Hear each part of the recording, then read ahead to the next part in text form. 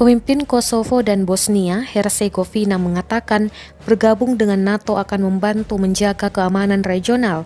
Pengaruh Rusia semakin meningkat di Balkan Barat dan perang yang berkecamuk di Ukraina.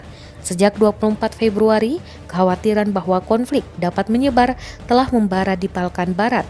Pasalnya, invasi Rusia ke Ukraina diluncurkan dengan alasan keprihatinan utama dan penolakan Presiden Rusia Vladimir Putin terhadap potensi tetangganya menjadi anggota NATO.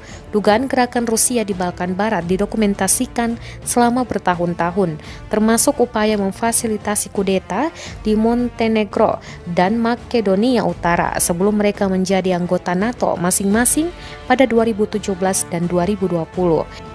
Bagi Kosovo dan Bosnia bergabung dengan aliansi militer transatlantik yang dipimpin Amerika Serikat menjadikan sebagian tujuan strategis, utamanya setelah pembunuhan massal yang dilakukan oleh pasukan Serbia pada 1990-an di bawah pemerintahan Presiden Serbia saat itu, Slobodan Milošević.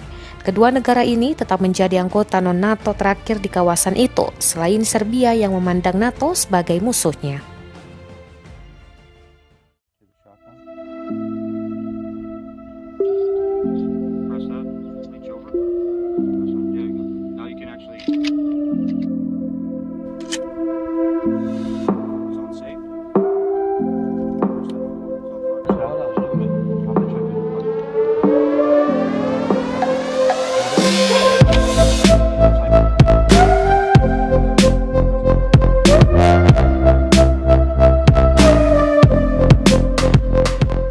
Terima kasih sudah nonton.